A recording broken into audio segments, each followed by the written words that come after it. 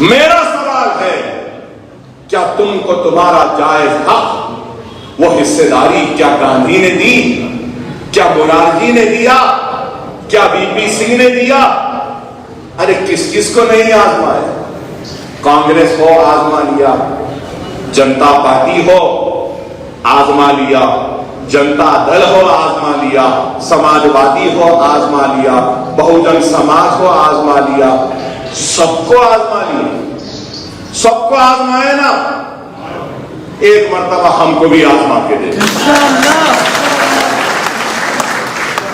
اب تک غیروں کو آزمایا تھا، کبھی اپنوں کو بھی آزما کے دیکھ لو۔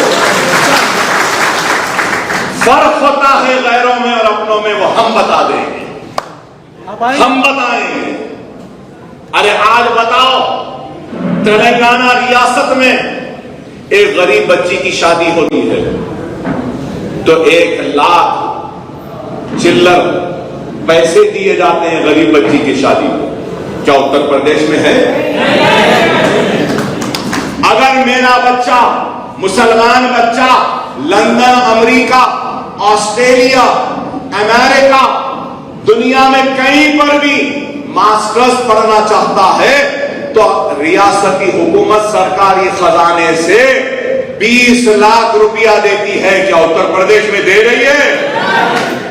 اگر ہمارا بچہ کوئی انجینئر بننا چاہے، ڈاکٹر بننا چاہے، آرکیٹیکٹ بننا چاہے، نرس بننا چاہے، بزنس مینجمنٹ کا MBA کا ماسٹر بننا چاہے، لائر بننا چاہے، آرکیٹیکٹ بننا چاہے، صرف سیٹ الاٹ کرا دے، اس کی پوری فیس ریاستی حکومت دیتی ہے۔ کیا اتر پردیش میں ہے؟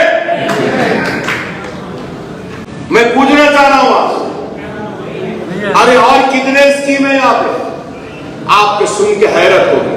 شادی کے لیے، باہر جانے کے لیے، یہاں پڑھنے کے لیے، پری میٹرک پوسٹ میٹرک اسکالرشپ، روزگار حاصل کرنے کے لیے خرچ، اوقافی جائیدادوں کا تحفظ۔ کیا اتر پردیش میں اوقافی جائیدادیں نہیں ہیں؟ ہمارے آبا و اجداد نے زمینات کو کیوں وقف کیا؟ مستقبل کے لیے، مستقبل کی ترقی کے لیے، مستقبل میں بیواؤں کی مدد کے لیے، یتیموں کی مدد کے لیے، تعلیم کے لیے، روزگار کے لیے وہ وقف کیا۔ لیکن آج کیا ہماری اوقافی جائیدادوں سے ہماری خوشحالی، ہماری ترقی، ہمارے روزگار یا ہماری تعلیم کے لیے کچھ کام ہو رہا ہے؟ ہم نے یہاں پہ اوقافی زمینات کو حاصل کیا۔ کووڈ کے وقت میں نے لڑ کر 2 سال پہلے موقوفہ جائیداد کے 50 ایکڑ زمین کو حاصل کیا۔ شہر میں 50 ایکڑ، 1 ایکڑ زمین آسانی سے 6 کروڑ روپے میں ہے۔ کس کے لیے؟ مسلمانوں کے قبرستان کے لیے جگہ نہیں تھی تو وہ آپ یہاں سے دارالسلام سے نکل کر جائیے، ایک عمارت بن رہی ہے چھوٹے چورستے کے پاس، وہ 1 مینار کی مسجد ہے سیدھے ہاتھ پہ، وہاں ایک عمارت بن رہی ہے، اس کے سامنے دیکھیے وہ کیا ہے معلوم آپ؟ وہ انیس الغربا ہے، یتیم خانہ ہے، جو میں اور میری جماعت مجلس اتحاد المسلمین لڑ کر 35 کروڑ کے سرفے کے ساتھ وہ عمارت بنا رہی ہے، جہاں پہ یتیموں کا قیام، تعام اور ان کے بیماری کا انتظام ہوگا، غریبوں کا بھی انتظام ہوگا۔ کیا ایسا کام ہو رہا ہے اتر پردیش میں؟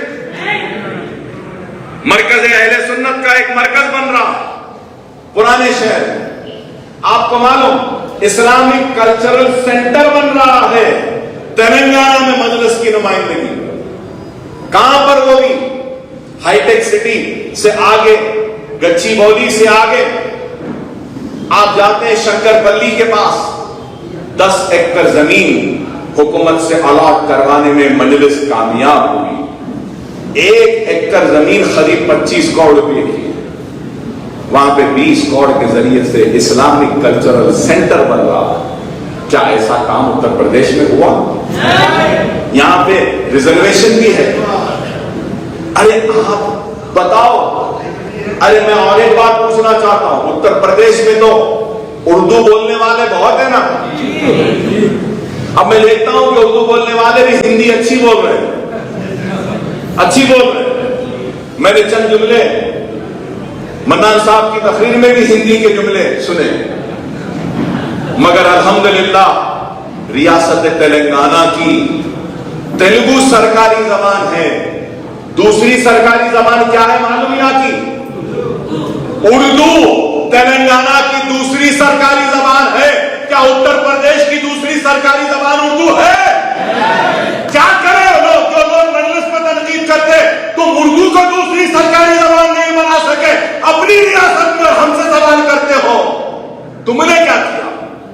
ہماری ریاست میں اردو دوسری سرکاری زبان ہے. یہ کام مجلس نے کیا. کتنا بڑا کام ہے بتائیے. دوسری سرکاری زبان اردو ہماری ریاست میں. ارے ہم کام کر رہے ہیں بھائی، یاد رکھو اخلاص ہوگا، خلوص ہوگا، دیانتداری ہوگی اور اپنے آپ کو جواب دینا ہے سوچ کر. اگر آپ کام کریں گے، اللہ کو جواب دینا ہے سوچ کر کام کریں گے تو خود بخود ناکامیاں کامیابیوں میں تبدیل ہو جائیں گی. اگر کوئی اپنی ذات کے لیے مجلس میں آیا ہے تو وہ کامیاب نہیں ہوگا. اگر قوم کے لیے آیا ہے، اللہ کی رضا کے لیے آیا ہے، اللہ کی خوشنودی کے لیے آیا ہے اور اللہ کو راضی کرنے کے لیے آیا ہے تو ضرور اس کو کامیابی اور کامرانی ملے گی. یہ میرا اس لیے میرا ایمان ہے کہ میرے بھائی میں آج جو زندہ کھڑا ہوں نا، یہ کوئی معمولی بات نہیں ہے. 3 گولیاں لگی تھی مجھے، معلوم آپ کو 60-70 مرتبہ ایسا مارے تھے چاقو سے. یہ ہاتھ پورا زخمی، یہ ہاتھ گردے خراب، انتڑیاں نہیں ہے، کچھ بھی نہیں ہے، پھر بھی آج زندہ ہوں. کیوں ہوں؟ اس لیے کہ میری حیات کے لیے میری قوم نے دعائیں کی تھی، روزے رکھے اور مجھے احساس ہے اس بات کا کہ میری زندگی امانت ہے میری قوم کی. میری زندگی، میری حیات امانت ہے میرے غریب مسلمانوں کی دعاؤں کی. جب تک زندہ ہوں تو میرا فرض ہے، میری ذمہ داری ہے کہ اپنے لیے نہیں ان کے لیے کام کرو، ان کے لیے جیو. اس لیے زندہ. اگر آپ کے پاس بھی وہی جذبہ ہوگا کہ میں اپنی ذات کے لیے نہیں اپنی قوم کے لیے آگے بڑھ رہا ہوں تو اللہ ضرور کامیابی اور کامرانی سے نوازے. اللہ ضرور کامیابی اور کامرانی سے نوازے. نہیں اپنی ذات کے لیے ہے تو پھر یاد رکھو کچھ ہونے والا نہیں. خدا کا اس بات کو سمجھو. ہمارے اپنے ہم سے تو بہت سوال کرتے ہیں، ہمارے اپنے تو ہم سے تو بہت سوال کرتے ہیں. غور کرو، کیا کسی نے اس سے سوال کیا جس نے اچھے دن کا وعدہ کیا؟ کیا کسی نے اس سے سوال کیا جس نے وعدہ کیا تھا کالے دن کو لانے کا؟ ہمارے اپنے تو ہم سے سوال کرتے ہیں، لیکن کیا کسی نے اس سے سوال کیا جس نے کہا تھا پہلے شوچالے بعد میں دیوالے؟ کیا کسی نے اس سے سوال کیا جس نے کہا تھا کہ اسمارٹ سٹی، کیا اسمارٹ سٹی آیا؟ کیا روزگار آیا؟ کیا صنعتیں نہیں آئی؟ کئی صنعتیں بند ہو گئی، بے روزگاری عروج پر ہے، مہنگائی آسمان کو چھو رہی ہے، بے روزگاری آسمان کو چھو رہی ہے. گیس مہنگا ہو چکا، پیٹرول مہنگا ہو چکا، ڈیزل مہنگا ہو چکا. حد تو یہ ہو گئی اچھے دن دینے والوں نے ایک تھوڑا سا آکسیجن تک نہیں دیا. کووڈ میں لوگ آکسیجن کے لیے تڑپ تڑپ کے مرنے لگے.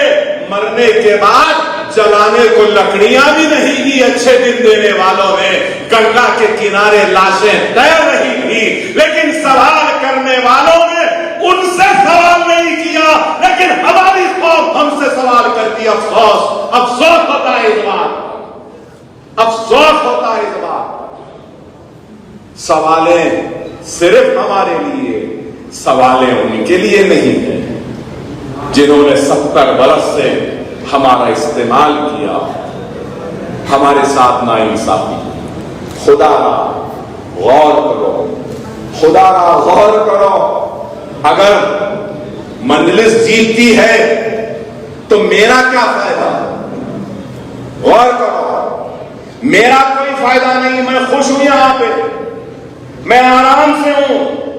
इज्जत है, दौलत है, शौहरत है, दफ्तर है, इदारे है, मोहब्बत है, सब कुछ है। अगर मेरी तड़प उत्तर प्रदेश के लिए है तो मेरी जात के लिए नहीं है।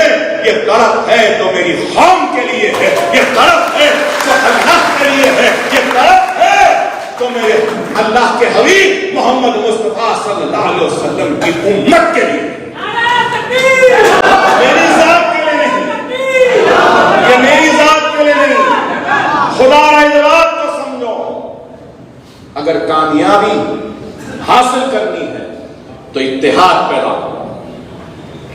अभी आपने कहा कि यादव का इतना परसेंटेज, बहुजन समाज का इतना परसेंटेज, आलाजात का इतना परसेंटेज। अभी मन्नान साहब ने कहा मुसलमानों का इतना परसेंटेज। हमारे पास कमजोरियों में और एक कमजोरी ये है कि हम मुत्तहिद नहीं हैं। इत्तेहाद आ जाए तो याद रखो, दुनिया की हर कौम, दुनिया का हर बड़ा लीडर तुम्हारे दर, तुम्हारी चौखट पे अपने सर को झुकाने पे मजबूर हो जाता है, बशर्ते ये कि तुम्हारी सफों में इत्तेहाद आ जाए।